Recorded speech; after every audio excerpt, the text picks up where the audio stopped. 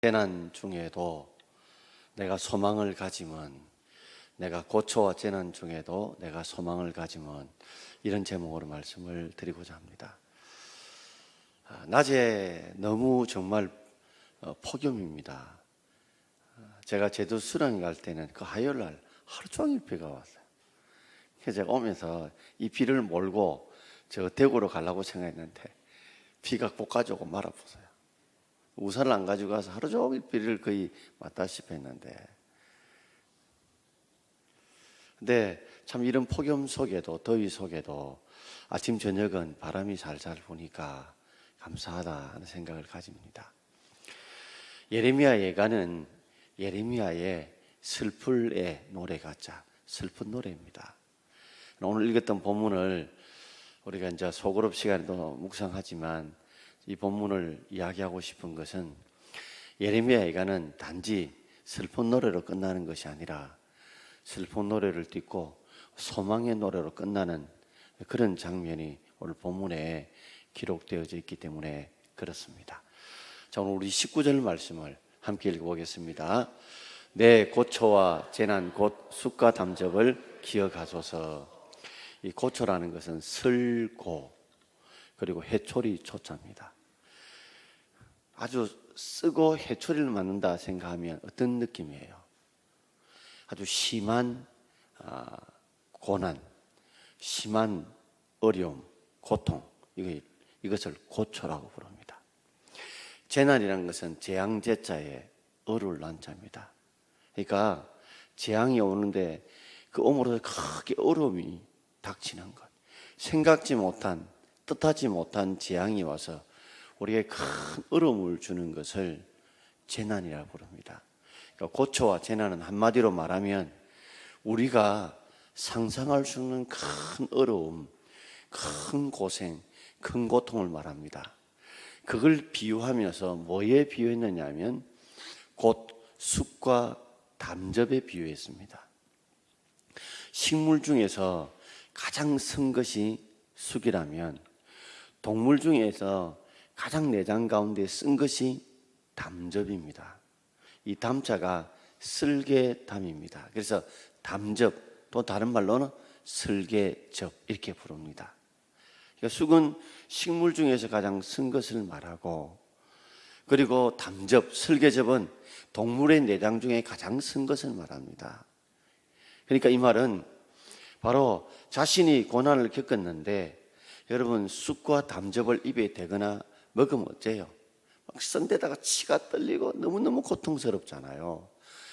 자신이 그 고통을 먹는 것, 고통을 받아들이는 것이 마치 식물 중에 가장 쓴 쑥을 먹는 것, 동물 중에 가장 쓴 쓸개즙을 마시는 것과 다를 바가 없다.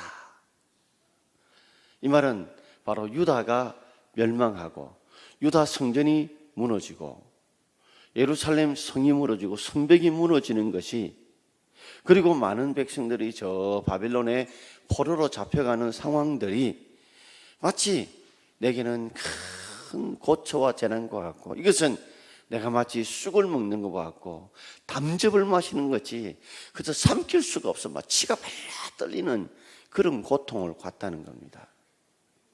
그런 것들을 기억하소서. 하나님, 내가 지금 당하는 고난과 고통이 쑥과 담즙을 먹고 마시는 것처럼 이렇게 너무너무 내가 삼키기 힘든, 받아들이기 힘든 이런 고통이요, 이런 어려움이라는 것을 하나님 기억해 달라는 겁니다.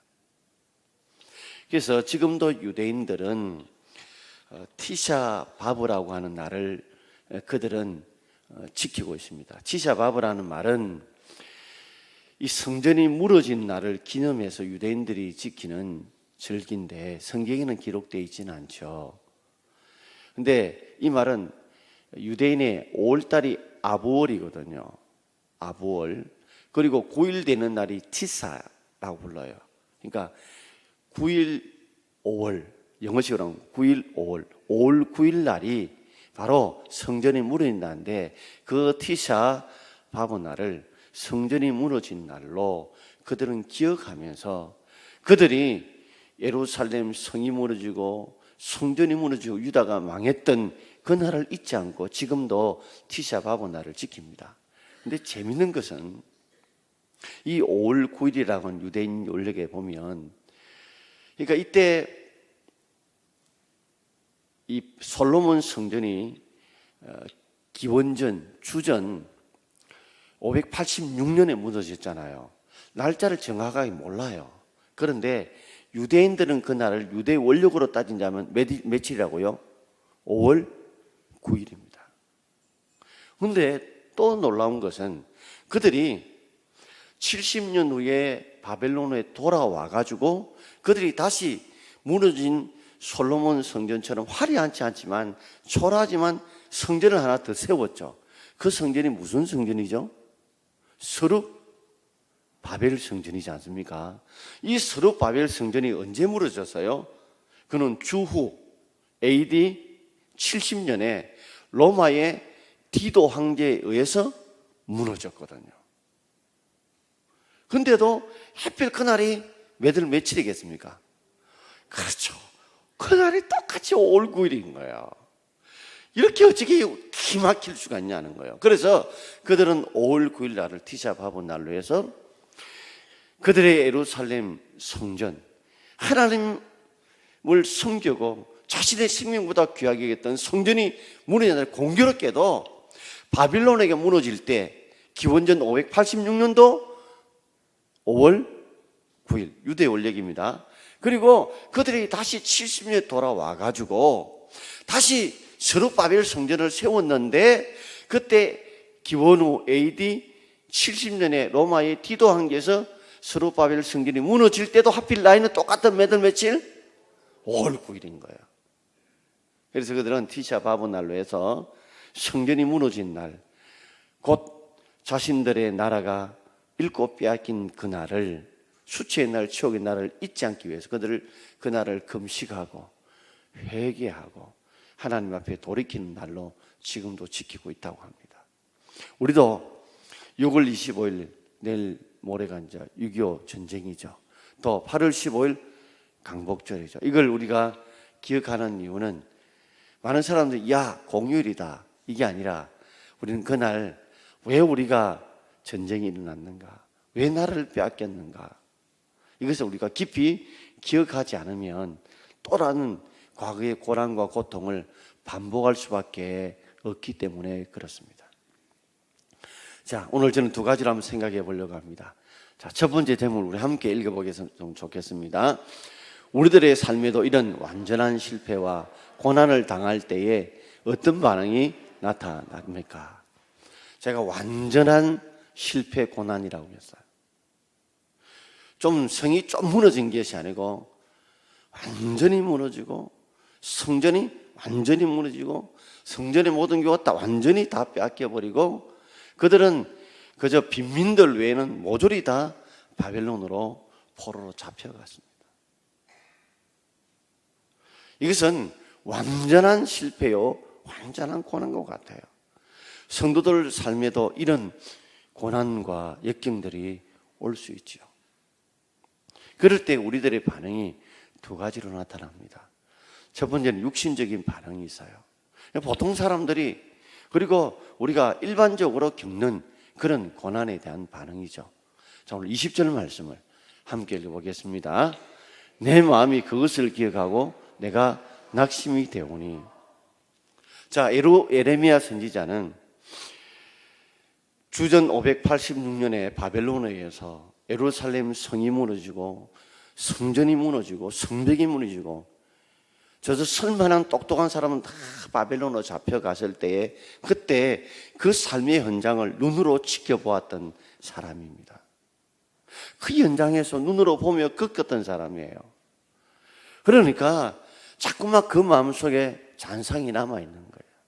내 마음이 그것을 기억하고, 아까 19절에 나오는 내 고초와 재난, 곧 숙과 담접, 이것을 내가 기억하니까, 내가 당했던 고난을 생각해 보니까 정말 견디기 힘들고 받아들이기 힘든 거예요. 근데 이것을 생각하니까 내 마음에 뭐가 되는 거예요? 낙심이 되는 거예요. 소망이 없는 거예요. 낙심이 된다는 말은 소망이 없다는 거예요. 희망이 없다는 거예요. 왜? 다 무너져 버리고 완전히 산불이 나면요 완전 잿더미 되는 거와 똑같은 거예요.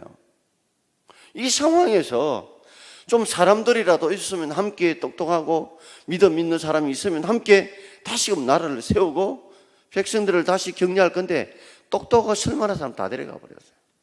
예레미야 우리 공부해 보면 빈민들, 좀 배우지 못한 사람들만 남겨 다 데려간 거예요. 희망이 보이지 않는다는 거죠.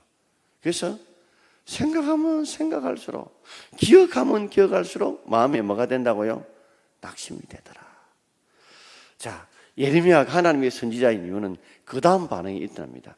우리가 육신적인 반응은 우리가 이런 상경에 당하면 낙심이 돼요. 낙심이 안 되는 사람은 그 사람이 아니에요. 예레미야도 낙심이 돼요. 그런데 예레미야는 신앙을 가졌기 때문에 영적인 반응을 보면 다르게 나타나요. 영적인 반응은 낙심이 아니라 소망으로 나타나요. 자, 21절 말씀 같이 읽어봅시다. 이것을 내가 내 마음에 담아두었더니 그것이 오히려 나의 소망이 되었사오면 이것을 내가 마음에 담아두었다. 유다의 멸망을 담아두었겠죠?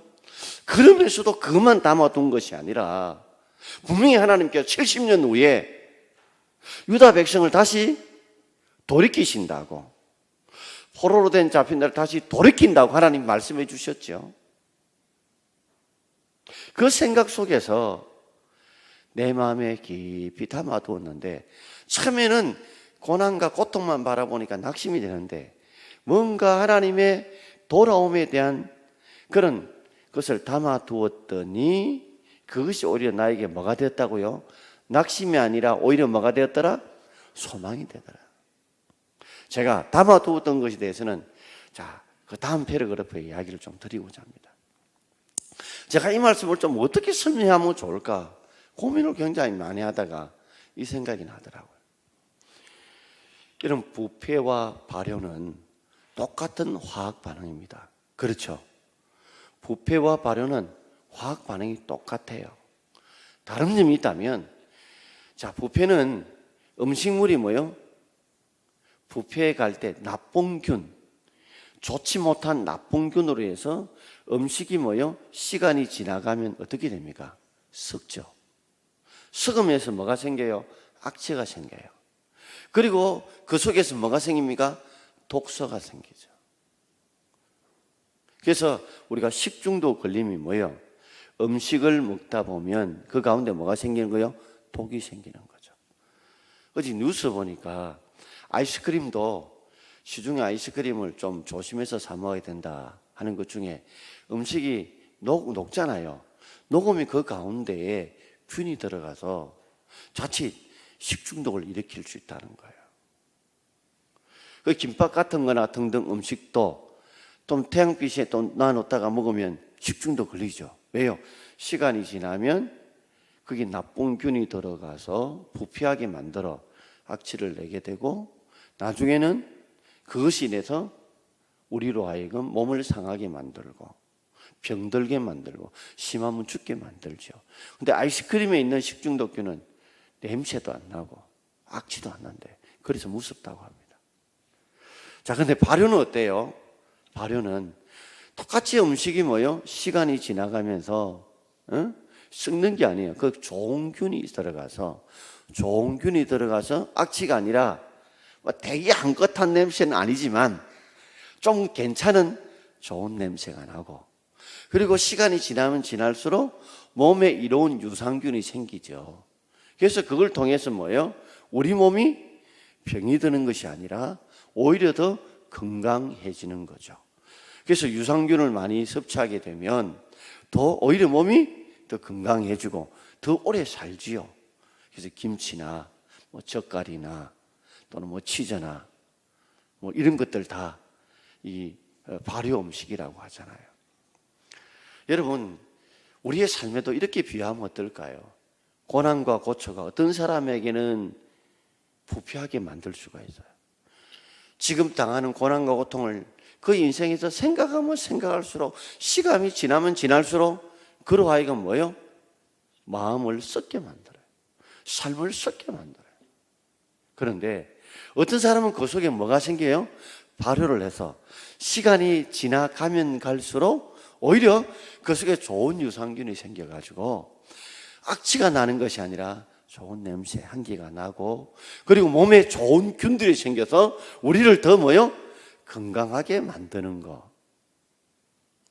그렇다면 참 묵상해 볼 때에 내가 내 마음에 담아두었던 것이 무엇인가?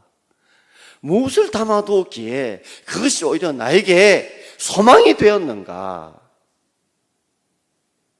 그것은 바로 하나님이었습니다. 내가 하나님의 약속을 깊이 내 마음에 담아두었다니.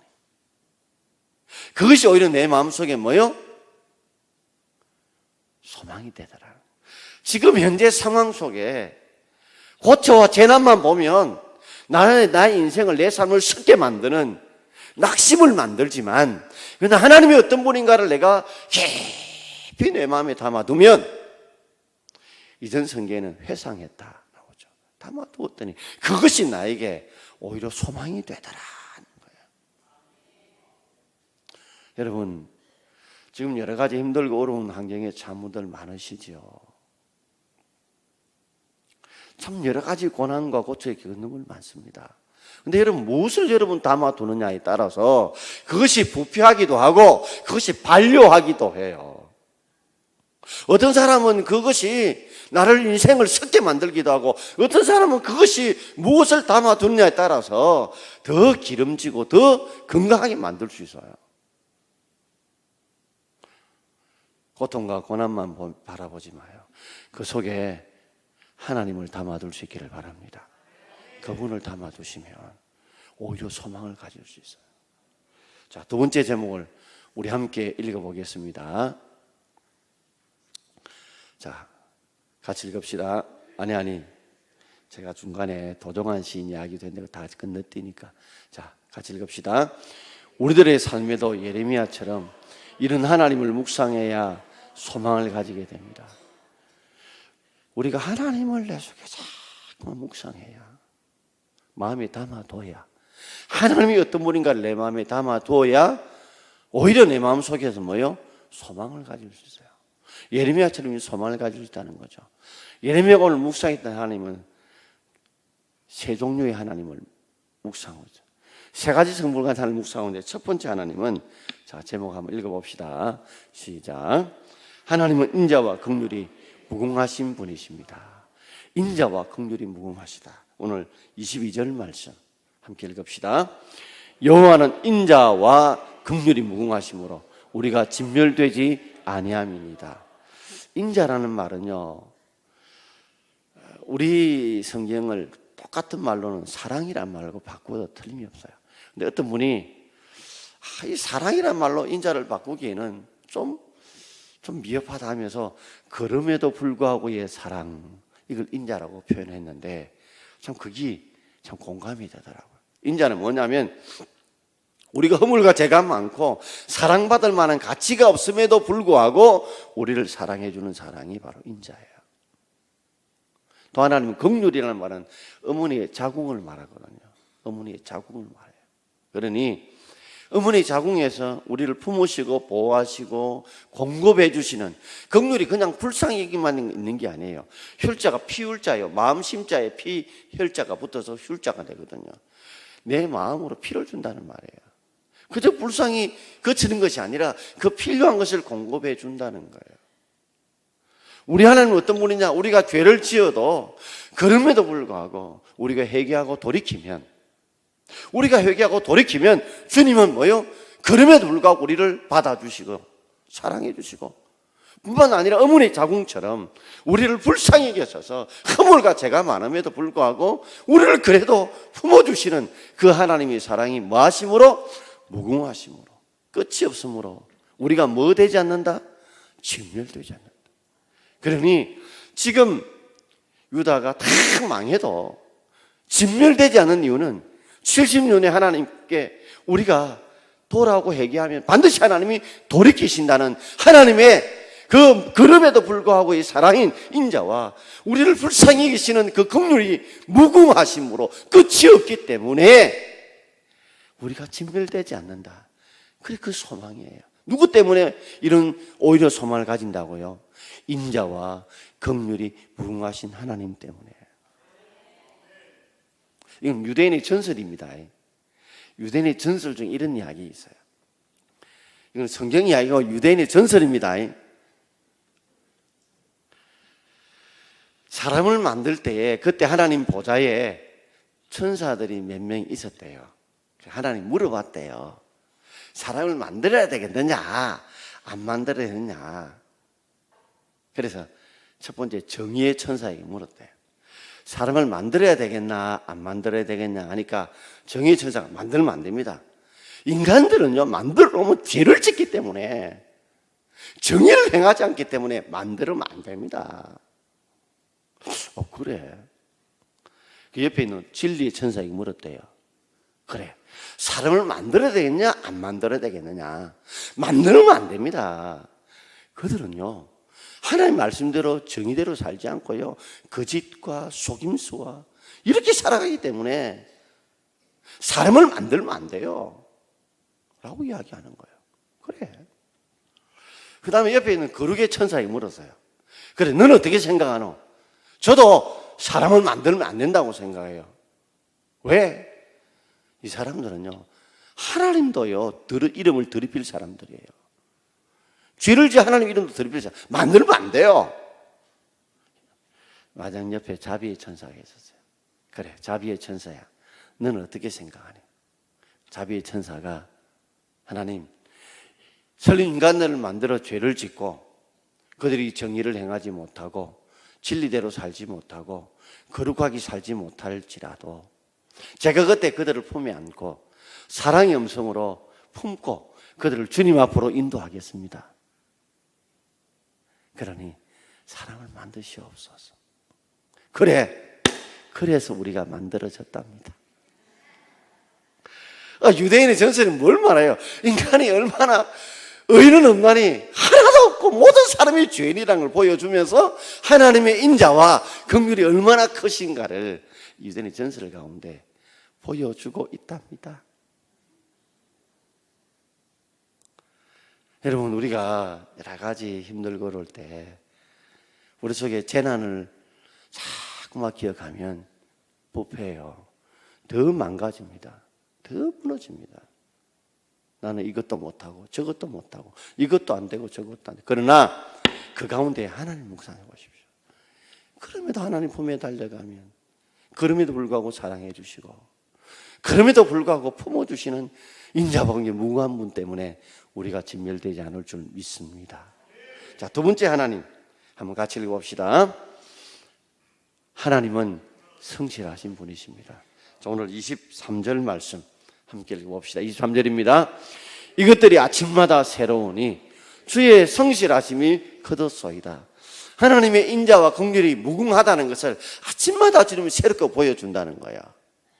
아침마다 새롭게 보여준다는 거야. 그러니까 예레미야가 이제 유다가 다 망하면서 성도 다 무너지고 성전도 다 무너지고 성벽도 다 무너진데 보는데도 어제 떴던 태양이 떠오르고 어제 마셨던 공기를 마시게 되고 어제 보았던 저 달빛도 보게 되고 별들도 보게 되면서 하나님이 창조하신 그것들이 하나님께서 오늘도 움직여가고 계시고 하나님께서 이끌어가고 계신다는 것이 아침마다 뭐요? 새롭더라는 거예요. 문음성만 보는 것이 아니라 유대성만 보는 것이 아니라 유다 나라 보는 것이 아니라 저 떠서 하늘을 보니까 여전히 캄캄한 밤에 아침이 떠오르고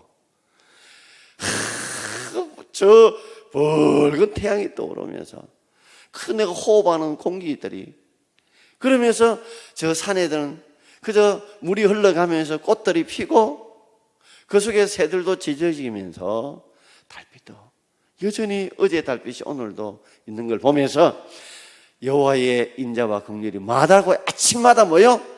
새롭더라. 그러니까 우리가 시각을 조금만 넓혀서 이렇게 보면 어떨까요?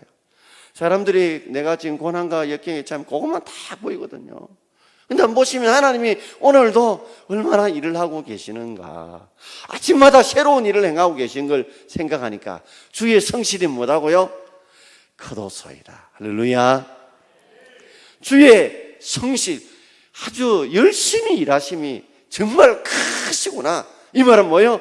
주님이 앞으로 70년 후에도 그런 저 바벨론에 끌려갔지만 하나님 약속대로 이루실 그 성실이 크다는 것을 가슴에 품으니까 오히려 소망이 있더라는 겁니다. 아멘. 지금 많이 힘들고 어렵더라도 한번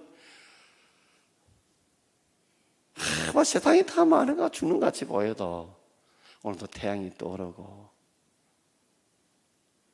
그 캄캄한 밤에도 하나님께서 바람을 불게 만드시고 때가 되면 꽃도 피고 열매도 피게 하시고 신선한 공기도 마시게 하시고.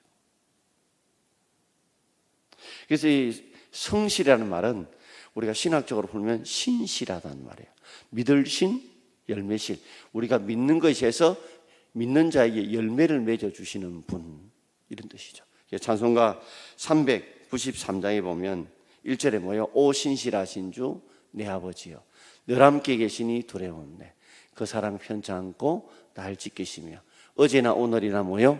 한결같네. 한번 반주 없이 한번 해봅시다. 오 신실하신 주 내 아버지여 늘 함께 계시니 두려움 없네. 그 사랑 편찮고 날 지키시며 어제나 오늘도 한결같네. 오 신실하신 주, 오 신실하신 주 마다 를 베푸시며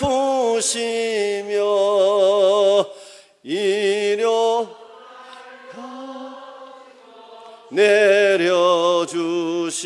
내려주시니 오 신실하신 주 내 구주. 자, 세 번째는요, 하나님은 선하신 분이라 이렇게 표현합니다. 자, 마지막 우리 25절 한번 읽어봅시다. 기다리는 자에게나 구하는 영혼에게 여호와는 선하시도다. 하나님의 약속, 이 주의 성실하심을 기다리는 자, 구하는 영혼들에게 여호와는 선하시다. 이 선하시다는 말이 하나님이 천지를 창조하시고 좋았더라 할 때 뭐라고 합니까? 이브리 말로 토브라고 그러죠. 토브. 그처럼 우리가 하나님의 약속을 부여잡고 여호와의 인자와 긍휼이 무궁하시기 때문에 주님 품으로 가면 절대 진멸하지 않으시고, 근데 그 하나님이 이루시는 역사가 아침마다 새로운데 아침마다 그의 성실하심이 너무 크다는 거죠. 그걸 자신이 묵상해 보니까 그 하나님의 이루시는 역사를 기억하고 기다리고 그것을 구하는 영혼에게는 여호와는 뭐요? 선하신 분이시다. 아무에게나 선하지 않습니다. 하나님은 그 하나님의 약속을 기다리고 그 약속을 붙들고 기도하는 자들에게는 반드시 선하신 분이시다. 로마서 8장 28절, 자 같이 읽어봅시다. 우리가 알거니와 하나님을 사랑하는 자 곧 그의 뜻대로 부르심을 입은 자들에게는 모든 것이 합력하여 선을 이루느니라. 아멘. 하나님을 사랑하는다는 말은 곧 똑같다는 말이죠. 뭐요? 그의 뜻대로 부르심을 입었다. 우리가 하나님의 뜻대로 내가 구원받은 백성으로 부르심을 받았다는 것이 곧 뭐요? 내가 사랑받았다는 거예요. 그런 자는 모든 것이 기쁨과 슬픔, 불행과 행복, 건강과 고통, 질병 다 짬뽕해서 합력해서 짬뽕해서 결국 붙드는 자에게는 선을 이룰 줄 믿습니다. 기다리고 구하는 자에게 베풀어 주신다는 거죠. 자, 26절에 한 번 더 이렇게 설명하고 있죠. 같이 읽읍시다. 사람이 여호와의 구원을 바라고 잠잠히 기다림이 좋도다. 분명히 하나님의 선하신 하나님의 구원이 있습니다. 이제는 소망이 없어요. 여호와가 구원해 주지 않으면 소망이 없다는 말이에요.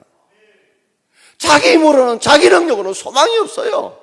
여호와의 구원밖에 바랄 게 없어요. 근데 여호와의 구원이 뭐예요? 인자와 긍휼이 무궁하셔서 신멸하지 않으시고 여호와의 성실이 아침마다 새로우셔서 그 인자가 아침마다 새롭게 하시고 주의 성실이 크셔서 그 약속들을 이루시기 때문에, 그분이 선하신 분이시기 때문에, 그분이 여호와의 선하신 하나님이 구원하실 것, 그것만을 바라보고 잠잠히 기다림이 좋도다. 불평하고 원망하고 조바심 내고 자꾸 일하지 말라는 거예요. 여호와의 구원을 잠잠히 기다림이 좋도다. 마지막 24절 함께 읽읍시다. 24절입니다. 내 심령이 이르기를 여호와는 나의 기업이시니 그러면 내가 그를 바라리라 하도다. 할렐루야. 내 심령이 이르기를 여호와는 나의 기업이다. 기업이 뭐요? 재산이다. 이런 말은 재산이다, 유산이다 뜻이거든요. 여러분, 아버지 거는 때가 되면 유산은 뭐요? 자식이 되죠. 그런 거예요. 하나님이 모든 가진 것은 결국 때가 되면 아버지의 뜻대로 주는 거잖아요. 하나님이 나에게 재산이 되신다. 하나님이 나에게 재산이 되신다. 그러므로 내가 하나님의 약속을 붙들고 그 약속을 이루심을 붙들고 내가 잠잠히 기다리겠다. 그걸 묵상하니까 내 마음에 뭐가 생기더라? 오히려 소망이 생기더라. 낙심이 되는데 낙심 중에도 뭐가 생기더라? 소망이 되더라. 저는 이걸 묵상하면서 얼마나 마음에 깊은 감동을 받은지 모릅니다. 옛날에는 읽었을 때 그냥 이 구절이 무슨 의미인지 모르고 읽었어요. 한 줄 한 줄이 다 엮어져 있다는 걸 알고 얼마나 큰 은혜가 되는지, 여러분 별로 은혜가 안 되는지 모르겠는데 제가 그 생각이 들더라. 하나님, 여러 가지 힘들고 그런 상황이 오더라도 그걸 내가 담아두지 않고 나는 하나님을 담아두겠습니다. 내 마음에 하나님이 어떤 분인가를 담아두겠습니다.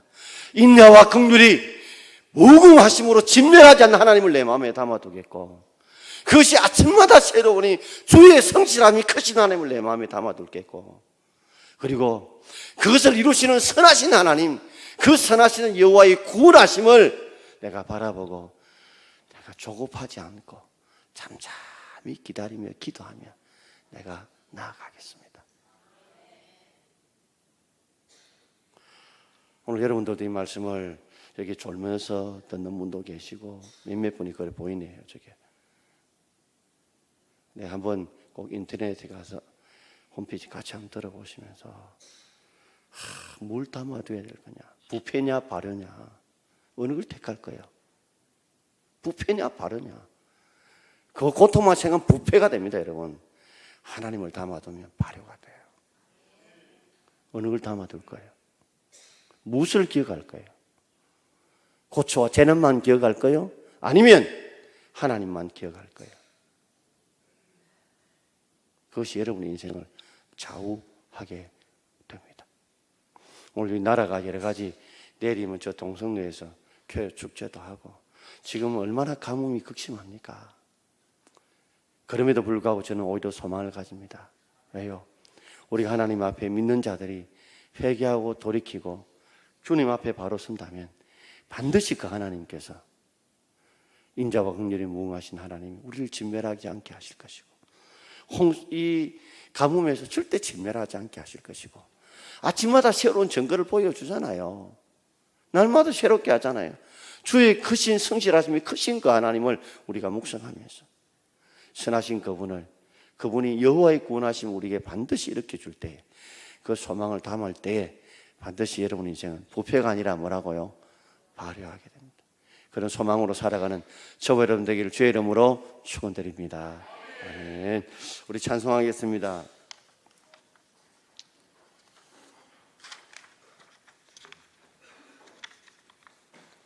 주여 우리 연약합니다.